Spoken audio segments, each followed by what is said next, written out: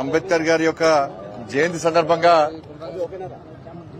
మా ప్రియతమ నేత నరేంద్ర మోడీ గారి యొక్క ఆలోచన మేరకు, ఆదేశం మేరకు, కార్యకర్తల అభిష్టం మేరకు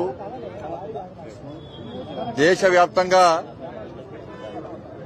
బాబాసాహెబ్ అంబేద్కర్ జయంతి ఉత్సవాలను భారతీయ జనతా పార్టీ ఆధ్వర్యంలో నిర్వహించడం జరుగుతున్నది. రాష్ట్రీయ సమరసత దినం పేరుతోని ఈ కార్యక్రమం నిర్వహిస్తున్నాం. కేవలం ఈ దేశంలోనే కాదు, ప్రపంచవ్యాప్తంగా దాదాపు 120 దేశాల్లో అంబేద్కర్ గారి యొక్క జయంతి సందర్భంగా ప్రపంచవ్యాప్తంగా అంబేద్కర్ గారి యొక్క గొప్పతనాన్ని, వారి జీవిత చరిత్రను, స్ఫూర్తిదాయకమైనటువంటి విషయాలను ప్రపంచవ్యాప్తంగా తెలియజేయాలనే ఉద్దేశంతో 120 దేశాల్లో ఇలా రాష్ట్రీయ సమరసత దినం ఇలా పాటిస్తా ఉన్నాం. దానిలో భాగంగా ఈరోజు కరీంనగర్ లో బాబాసాహెబ్ వారి యొక్క విగ్రహాలను శుద్ధి చేయడం, వారికి దీపాలను వెలిగించడం, రేపు అధికారికంగా కార్యక్రమం నిర్వహించబోతున్నారు. కాబట్టి అందరికీ స్ఫూర్తి ప్రదాత బాబాసాహెబ్. ఈరోజు విగ్రహాలను శుద్ధి చేయడం అంటే బాబాసాహెబ్ యొక్క జీవిత చరిత్రను తరతరాలకు అందించడం. విగ్రహాలను శుద్ధి చేయడం అంటే మనలో ఉన్నటువంటి అజ్ఞానాన్ని తొలగించి బాబాసాహెబ్ అడుగుజాడల్లో నడవడమే దీని ప్రధాన ఉద్దేశం. వాళ్ళ అణగారిన వర్గాల కోసం, అట్టడుగు వర్గాల కోసం, వారి అభ్యున్నతి కోసం కష్టపడేటువంటి అణగారిన ప్రజల యొక్క ఆశాజ్యోతి బాబాసాహెబ్ అంబేద్కర్. ఒకటి కులరహిత సమాజ నిర్మాణం కోసం, అంటరానితనాన్ని కూకటి వేలతో పెగిలించడానికి, ఇవాళ పేద ప్రజల ఆత్మ గౌరవ పతాకంగా ఇలా బాబాసాహెబ్ అంబేద్కర్ ను ఇలా ప్రజలను భావిస్తూ ఉంటాం. అందరం కూడా ఇలా కష్టాల్లో ఉన్నటువంటి వ్యక్తులను ఆదుకోవడమే కాకుండా తన నిత్య జీవితంలో పడ్డ కష్టాలు అందరికీ తెలిసిన విషయమే. కనీసం తినడానికి తిండి లేకుంటే ఒక్క పూట భోజనం చేసి మిగతా పూట పస్తులుండి ఉన్నత చదువులు చదవాలి, చదివిన చదువు సమాజానికి ఉపయోగపడాలని చెప్పి ఒక మంచి ఆలోచనతో ముందుకు సాగినటువంటి గొప్ప వ్యక్తి బాబాసాహెబ్ అంబేద్కర్. అనేక ఒడిదొడుగులు నిత్య జీవితంలో పడ్డటువంటి వ్యక్తి బాబాసాహెబ్ అంబేద్కర్. ఉన్నత చదువుల కోసం 10 సంవత్సరాలు బరోడా మహారాజ్ దగ్గర పణంగా తన జీవితాన్ని పణంగా పెట్టినటువంటి ఒక గొప్ప మహనీయుడు బాబాసాహెబ్ అంబేద్కర్. అలాంటి బాబాసాహెబ్ అంబేద్కర్ ను స్ఫూర్తిగా తీసుకునే ఈరోజు నరేంద్ర మోడీ ప్రభుత్వం అనేక విషయాలను ముందుకు ప్రయత్నం చేస్తున్నది. ఆ రోజు కూడా డాక్టర్ శ్యామా ప్రసాద్ ముఖర్జీ, దీన్ దయాళ్ ఉపాధ్యాయుల యొక్క ఆలోచనను సమర్థించినటువంటి గొప్ప వ్యక్తి బాబాసాహెబ్ అంబేద్కర్. దేశ విభజనను 370 ఆర్టికల్ ను వ్యతిరేకించినటువంటి వ్యక్తి బాబాసాహెబ్ అంబేద్కర్.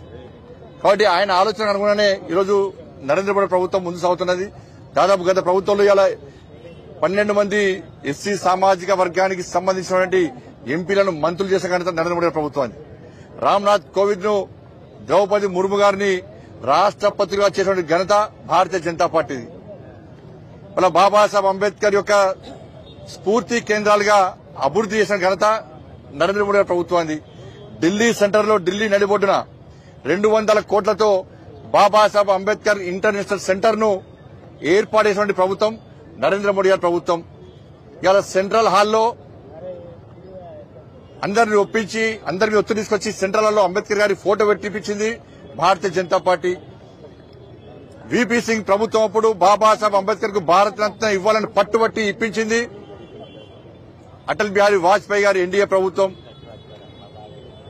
ఇట్లా ఈ రోజు కూడా నారీ శక్తి వందన పేరుతోని 33% మహిళలకు రిజర్వేషన్ ఇవ్వాలని చెప్పి బిల్లు ప్రవేశపెట్టింది నరేంద్ర మోడీ గారి ప్రభుత్వం. అట్టడుగు వర్గాల ప్రజలకు లబ్ది చేకూర్చాలే, పేదల కోసం పనిచేయాలని చెప్పి ఆశలను ముందు తీసుకునే ప్రభుత్వం నరేంద్ర మోడీ ప్రభుత్వం. ఇవాళ నాకు ఈరోజు ప్రధానమంత్రి పదవి వచ్చిందంటే అది బాబాసాహెబ్ పెట్టే భిక్ష అని చెప్పి దేశానికి చాటి చెప్పిన వ్యక్తి నరేంద్ర మోడీ గారు. కానీ దురదృష్టవశాత్తు ఈ దేశంలోని కాంగ్రెస్ పార్టీ మొదటి నుంచి కూడా బాబాసాహెబ్ అంబేద్కర్ ను అవమానపరచడం, వారి యొక్క ఆశయాలను తుంగదొక్కడం. చూడండి, వాళ్ళ ఆ రోజే నెహ్రూ విధానాలు నచ్చక నెహ్రూ విధానాలను ప్రశ్నిస్తే బాబాసాహెబ్ యొక్క ఆలోచనలు నెహ్రూ పట్టించుకోకపోవడం వలన 1951లో అప్పుడు న్యాయశాఖ మంత్రికి రాజీనామా చేసి తన పదవిని తృణప్రాయంగా భావించి ఇలా రాజీనామా చేసి బయటకొచ్చి ఎన్నికల్లో పోటీ చేస్తే కమ్యూనిస్టులతో కలిసి బాబాసాహెబ్ అంబేద్కర్ ఓడించిన పార్టీ కాంగ్రెస్ పార్టీ. మళ్లీ తర్వాత ఎన్నికల్లో బాబాసాహెబ్ అంబేద్కర్ ఇండిపెండెంట్ గా పోటీ చేస్తే మళ్లీ ఓడించిన పార్టీ కాంగ్రెస్ పార్టీ. బాబాసాహెబ్ అడగడుగున అవమానపరిచిన పార్టీ కాంగ్రెస్ పార్టీ.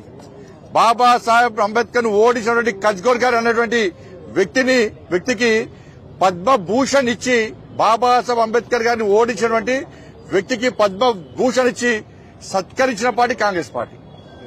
చివరకు బాబాసాహెబ్ అంబేద్కర్ యొక్క మృతదేహాన్ని ఢిల్లీలో ఉంచకుండా ముంబైకి తరలించిన పార్టీ కాంగ్రెస్ పార్టీ.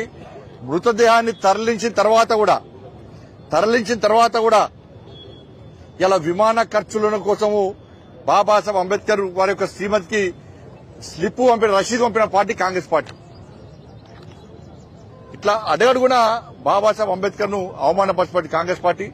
ఈరోజు ఇన్ని సంవత్సరాల చరిత్రలో ఇలా డూబు గాంధీలకు, ఇందిరాగాంధీ, రాజీవ్ గాంధీలకు భారతరత్న కాంగ్రెస్ పార్టీ ఇచ్చుకున్నది తప్ప ఏ రోజు కూడా బాబాసాహెబ్ భారతరత్న ఇవ్వాలని చెప్పి ఏ రోజు కూడా కాంగ్రెస్ పార్టీ ఆలోచించలే. సెంట్రల్ హాల్లో బాబాసాహెబ్ అంబేద్కర్ ఫోటో పెట్టాలని ఆలోచించలే. బాబాసాహెబ్ జయంతిని ఇవాళ సంవత్సరాల దినంగా గాని ఇలా రాజ్యాంగ దినోత్సవంగా గాని భావించాలని చెప్పి ఏ రోజు కాంగ్రెస్ పార్టీ భావించలే.